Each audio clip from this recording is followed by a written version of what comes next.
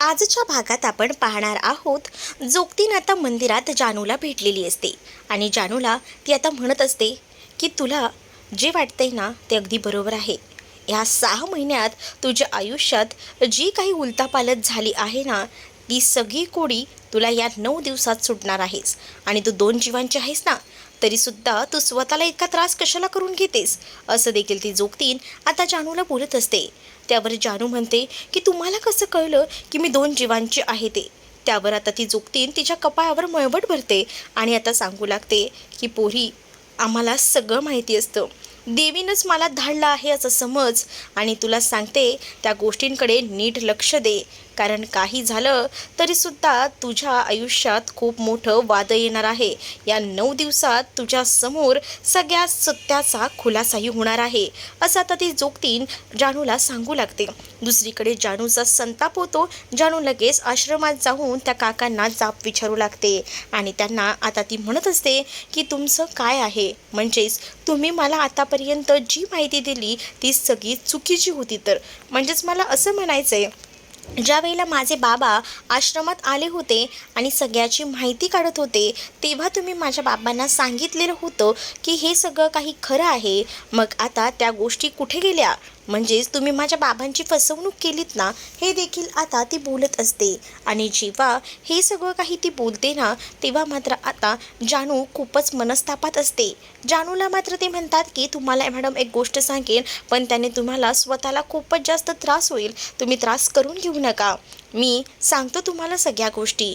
आणि असं बोलूनच आता जानूला ते सांगू लागतात की बघा, मी सांगितलं होतं तुमच्या बाबांना, पण ते सुद्धा प्रेशरखाली येऊन, कारण मला जयंतने जीवे मारण्याची धमकी दिली होती आणि त्याच प्रेशरखाली येऊन मी सगळं काही खोटं बोललेलो आहे, असं देखील जानूला आता ते म्हणू लागतात.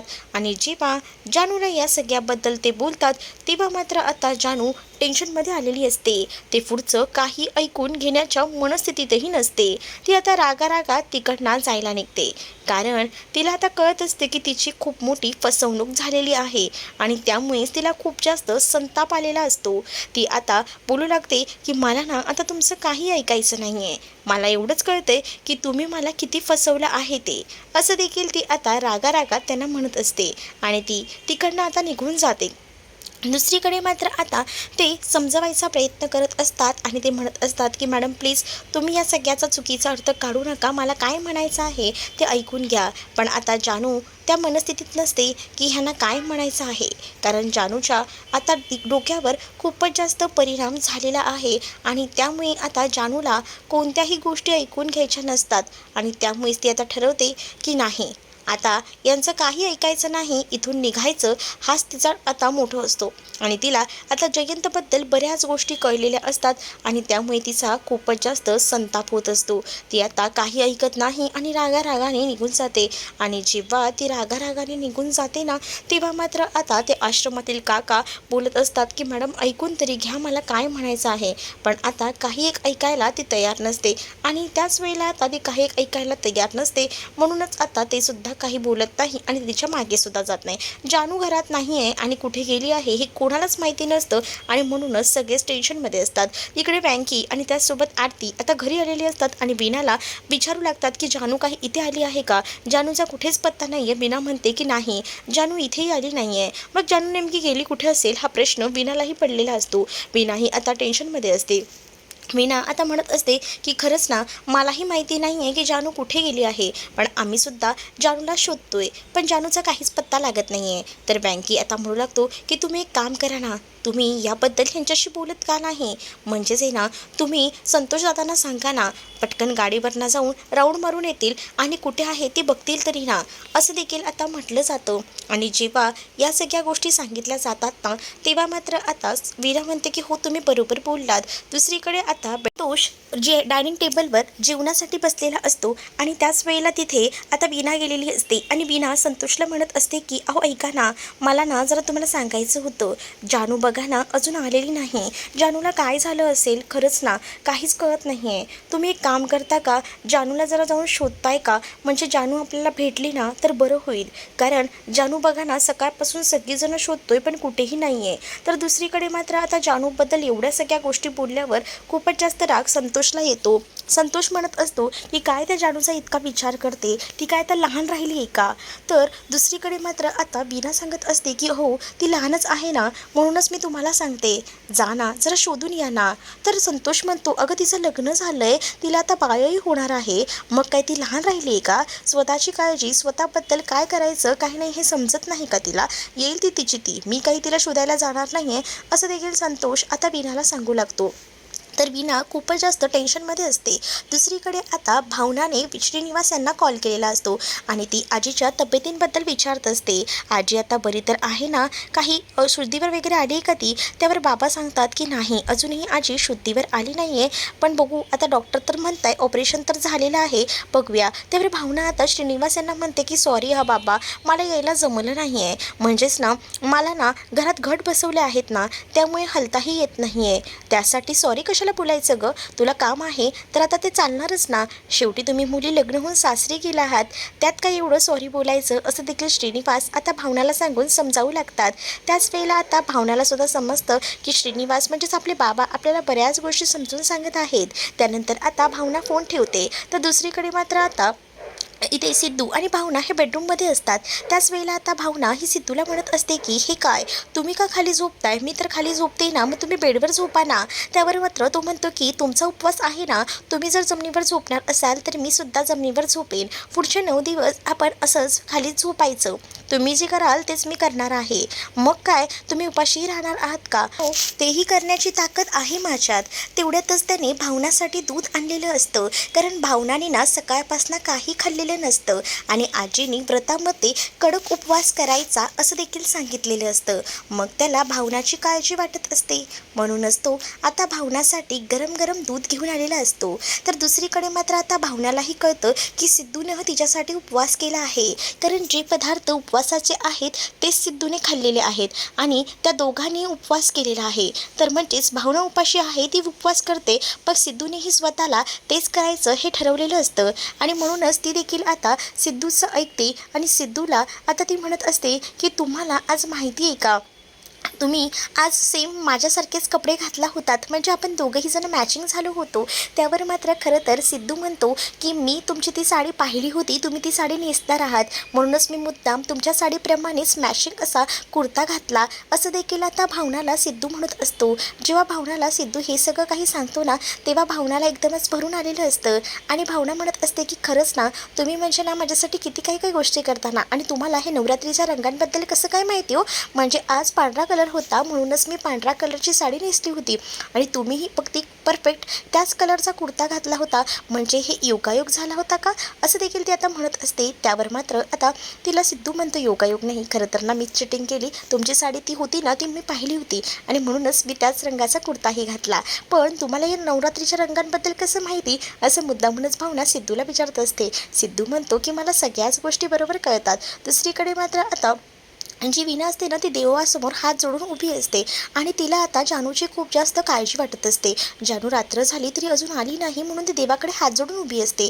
तेवढ्यातच दारावर ना आता जानू आलेली असते आणि जानूची चौकशी करण्यासाठीच ती खरं तर विचारपूस करत असते, पण तेवढ्यातच जानू आलेली दिसते. तर आता खूपच जास्त वीणा जी आहे ती घाबरलेली असते. तिला कळत असतं की आता खूप जास्त दमलेली ही जानू आहे, जानूला नेमकं काय झालं आहे हा विचारच आता वीणा करत असते आणि जानूला ती पटकन बसवते आणि जानूला म्हणते की जानू हे काय झालंय, तू दमली का आहेस, काय नेमकं कारण आहे ते मला तरी सांग. त्यावर जानू म्हणते की काही नाही, मी जरा लांबून आले ना त्यामुळे मला थोडा दम लागला, मी फास्ट चालले बस इतकंच असं ती आता सांगू लागते आणि ती विषय मारून घ्यायचा प्रयत्न करत असते. पण वीणाला आता जानूची खूपच जास्त काळजी वाटत असते, म्हणूनच आता वीणा जानूला म्हणत असते की बाळा असं करत जाऊ नकोस, तू आता 2 जीवांची आहेस, तुला स्वतःची काळजी घ्यायला हवी असं देखील तिनं आता म्हटलेलं असतं. त्यावर मात्र मी जर आराम केला ना तर मला बरं वाटेल, फक्त मी थोडा आराम करते मग मला बरं वाटेल असं जानूने म्हटल्याबरोबर वीणा म्हणते की ठीक आहे जा बेडरूममध्ये जा आणि आराम कर. आणि त्याबरोबर आता इथे वीणा देवाचे आशीर्वाद घेते. पण आता वीणा म्हणत असते की या सगळ्याबद्दल आईनं सांगायला हवं, आई बिचाऱ्या काळजी करत असतील असं वीणा विचार करते. तर जानू बेडरूममध्ये जाऊन झोपलेली असते. तर आता बीना लक्ष्मीला कॉल करून सांगू लागते की आई काळजी करू नका, आपली जानू घरी आलेली आहे, ती शांत आहे, तिला आराम करायला सांगितलं आहे. त्यामुळे आता बीनाला तर कळून चुकलेलं असतं की जानू जी आहे ती घरी आलेली आहे. मग ती होती कुठे हा प्रश्न तर आईंना पडलेलाच असतो. तर श्रीनिवास देखील याबद्दल विचारत असतात. पण श्रीनिवासांना आता लक्ष्मी सांगते की जाऊ दे, बरं झालं ज्या काही गोष्टींमध्ये आपली जानू तर सेफ आहे ना, हे ऐकूनच बरं वाटलं आहे मला. तर आता श्रीनिवास म्हणतात की मला तर ना काळजी लागून राहिली होती की जयंतरावांना काय सांगायचं, कारण तुला तर माहिती आहेत ना जयंतराव किती काळजी करत असतात ते, आणि मग त्यांच्याशी खोटं बोलणं हे सुद्धा जमत नसतं. मग तर भीती वाटते आणि त्यामुळेच मला खूप जास्त मन खात होतं. पण बरं झालं एकेकाळी मला आपल्याला हे तर कळलं की जानू बरी आहे ते. दुसरीकडे मात्र आता जयंतचं लक्ष असतं. जयंत बघतो की आता आजी जी आहे ती शुद्धीवर येत आहे. मग तो धावत पळत आतमध्ये जातो आणि आजी लवकरात लवकर बरी होऊ नये असं त्याला वाटत असतं, कारण आजी एकदा का बरी झाली का नक्कीच त्याच्या सगळ्या खुणाबद्दल सांगेल आणि ते काही कारनामे आहेत ते जर घरच्यांना कळले तर प्रॉब्लेम होऊ शकतो हे देखील आता माहिती असतं. आता इथे जयंत म्हणतो की नाही, काही झालं तरी मला काटा काढायलाच हवा.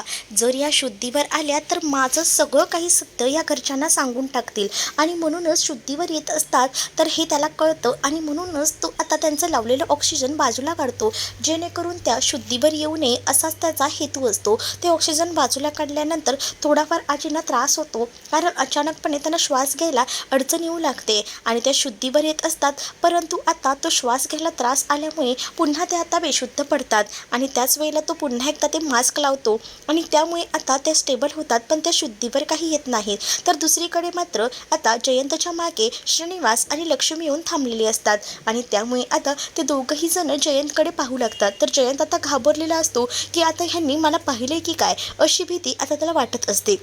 दुसरीकडे तो बघतो आणि त्यांना विचारतो की काय झालं, त्यावर ते फक्त स्तब्ध होऊन त्याच्याकडे पाहत असतात. तर श्रीनिवास यांना धक्का बसलेला असतो जयंतकडे बघून. तर दुसरीकडे मात्र आता भावना आणि सिद्धू दोघंही जण बोलत असतात. त्याच वेळेला आता सिद्धूला भावना बोलत असते की मला तुम्ही एक गोष्ट सांगाल का, म्हणजे मला तुम्हाला एक सांगायचं आहे, उद्या तुम्ही माझ्या म्हणण्याप्रमाणे कराल का.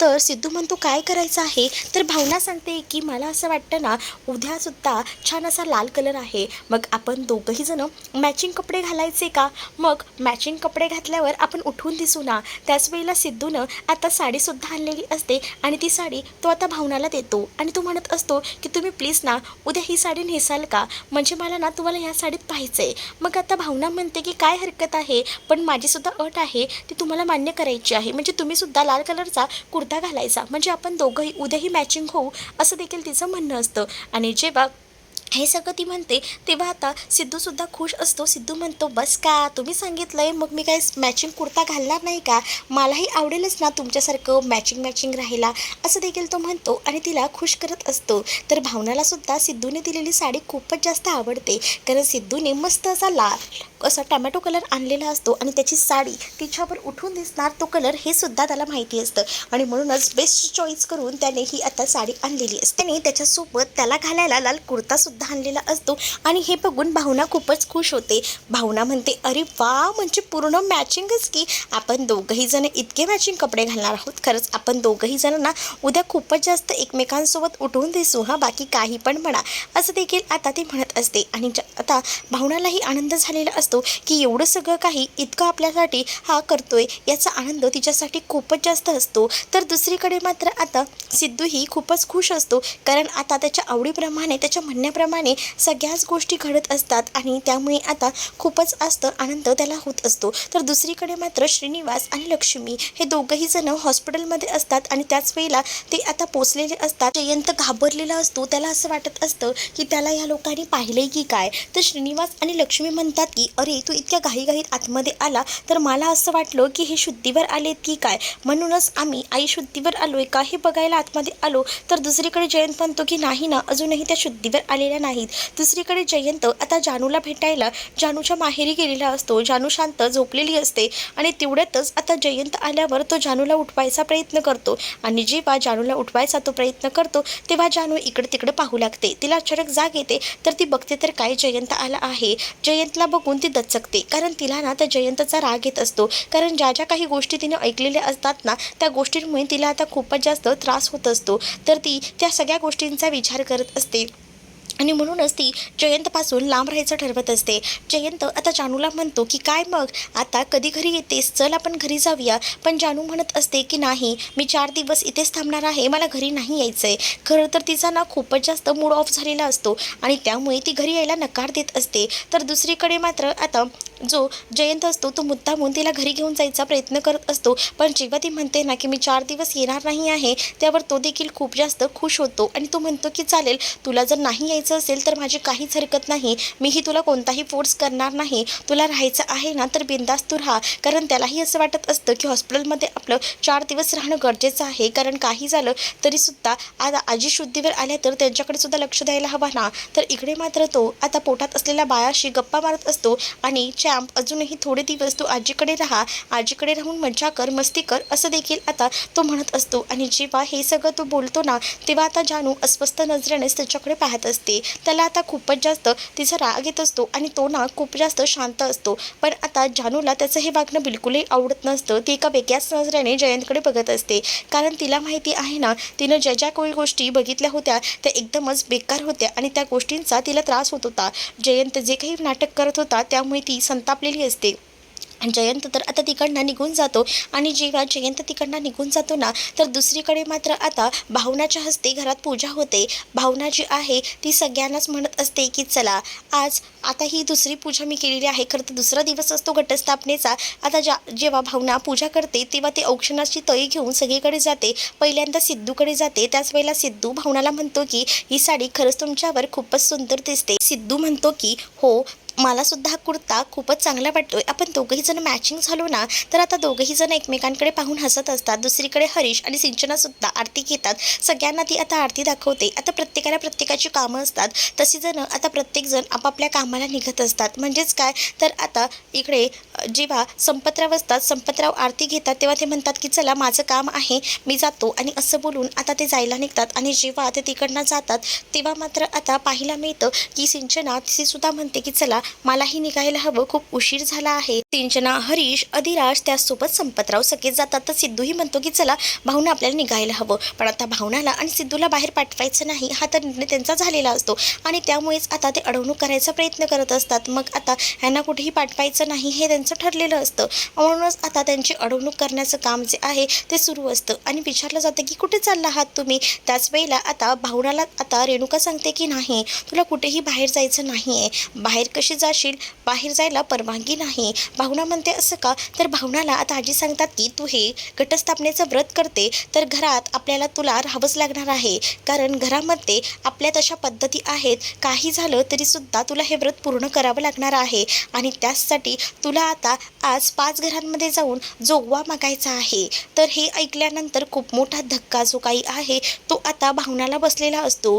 भावना म्हणते की जोगवा हां चालेल ना, मागेन मी. भावना आता काही माघार घेत नसते. कारण तिने ठरवलेलं असतं की काही झालं तरीसुद्धा आपण जे काही ठरवलं आहे ते पूर्ण करायचं. आणि त्याचसाठी ती तेवढ्याच तत्परतेने कामाला सुद्धा लागलेली असते. आणि ती आता म्हणत असते की चला म्हणजे मी तुम्हाला सांगते त्या गोष्टी तर तुम्हाला कराव्याच लागणार आहेत. आणि त्याबद्दलचं नियोजन सगळं काही ती सांगू लागते. मग आता काय नियोजन आहे ती विचारते. त्याच वेळेला मी सांगेन त्याच घरात जाऊन तो जोगवा मागायचा आहे असं देखील सांगितलं जातं. मग आता जोगवा मागताना मी जी घरं सांगितले त्या घरांमध्ये जायचं आणि जोगवा मागायचा. तर भावनासोबत सिद्धूही जात असतो. तर दुसरीकडे निलांबरीही म्हणत असते की तुला एकट्याला जायला सांगितलं आहे, म्हणजेच भावना एकटीला जाऊते, तू नको जाऊस. पण आता सिद्धूला काही झालं तरीसुद्धा भावनासोबत जायचं असतं, भावनाची सोबत म्हणून. तो म्हणत असतो की मी फक्त त्यांच्या सोबत जातोय, जोगवा मागायचं काम तर त्या एकट्याच करणार आहे, पण त्यांच्या सोबतीला म्हणून मी चाललेलो आहे असं देखील आता म्हटलं जात असतं. तर दुसरीकडे मात्र आता आजी जोगवा मागायचं सगळं सामान वगैरे देत असते. म्हणजेच काय झोई आणि या सगळ्या गोष्टी तिला दिलेल्या असतात. त्यामुळे ती सुद्धा आता ती म्हणते की नको तुम्ही काळजी करू, मी काही झालं तरीसुद्धा तुम्ही सांगितलेलं काम करेनच, योग्य जागेवर जाईन आणि जोगवा मागेन. अगं असं नाही, मी सांगितली आहेत ना त्याच घरांमध्ये जायचं आणि तिथेच जाऊन जोगवा मागायचा. कारण मुद्दामुळे आजीने हे सगळं काही केलेलं असतं.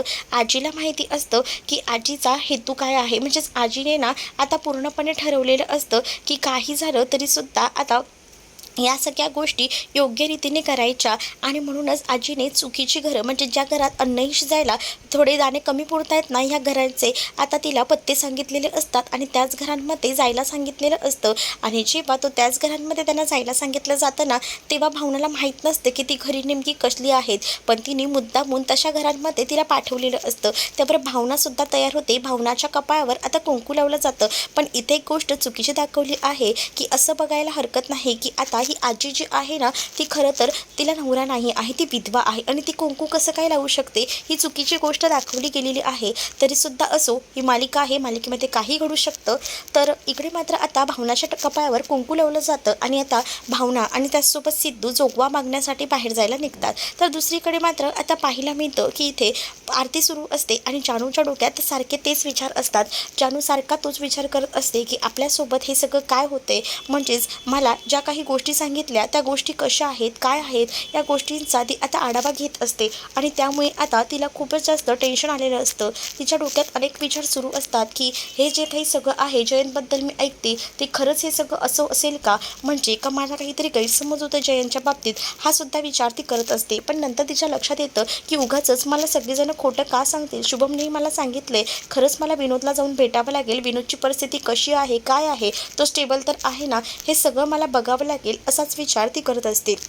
दुसरीकडे आता भावना आणि सिद्धू त्या घरापर्यंत पोचलेले असतात ज्या घरामध्ये त्यांना जोगवा मागायला जायचा असतो. आणि त्यामुळेच आता ते दोघंही जण जेव्हा तिथे पोचतात तेव्हा ते घर बघतात तर काय, ते घर ना एकदमच असं छोटंसं असतं आणि तिथे असणाऱ्या माणसांना सुद्धा खायला प्यायला पैसे नाही आहेत असं त्यांच्याकडे वाटत असतं बघून. आणि त्यामुळेच आता खूपच जास्त भीती जी आहे ती खरं तर भावनाला वाटत असते. आता आपल्याला इथे जोगवा मागायचा आहे का, तरीसुद्धा धाडस करत ती पुढे जाते आणि ती म्हणते की माई जोगवा दे, माई जोगवा दे. त्याच वेळेला त्या घरात एक बाई बाहेर येते आणि ती म्हणत असते की काय ग पुरी, तुला जोगवा हवाय का, इथं आमच्या घरात 3 दिवस झाले अन्न शिजवायला सुद्धा तांदूळ नाही आहेत आणि तुला जोगवा कुठून द्यायचा. खरं तर ना आमच्याकडे आत्ताच खायला प्यायला काही नव्हतं, पावशेर तांदूळ आणले आणि त्या तांदळाचा आम्ही भात बनवला आणि आता तोच तांदूळ आम्हाला कमी पडायला लागलाय, काय करू, तुला कुठून जोगवा देऊ, असा ती काकू म्हणू लागते. तर आता भावनाला पहिल्याच घरामध्ये नाराजी भेटते, कारण आजीने आणि रेणुकाने सांगितलेलं असतं की या 5 घरात ना तुला जाऊन तांदूळ आणायचे आहेत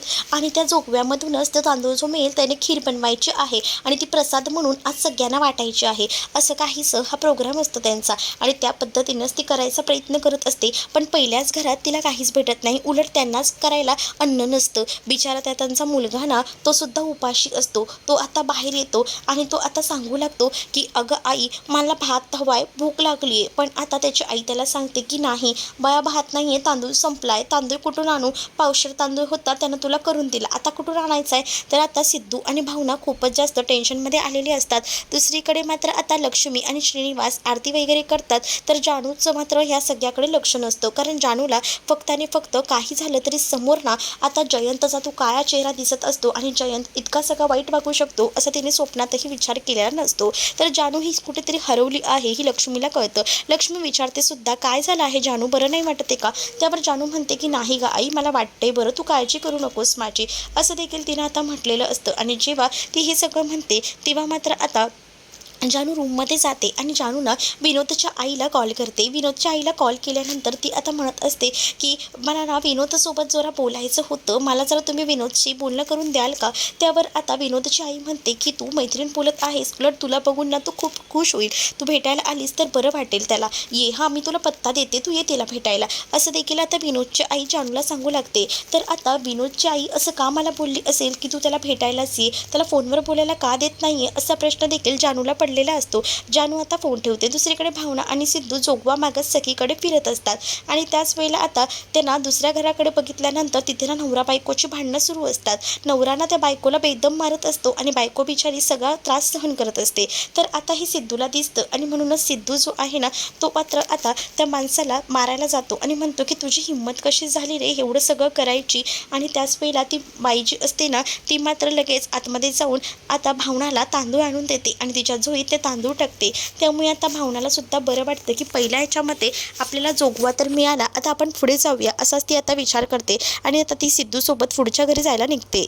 दुसरीकडे आता भावनाला आणि सिद्धूला जोगवा तर मिळालेला असतो दुसऱ्या घरामध्ये आणि ते आता पुढे जातात. तर दुसरीकडे मात्र आता जेव्हा ते तिसऱ्या घरात जातात ना, तेव्हा तिथे गेल्यावर बिचारी एक आजी ना आपल्या नवऱ्याचे पाय दाबत असते.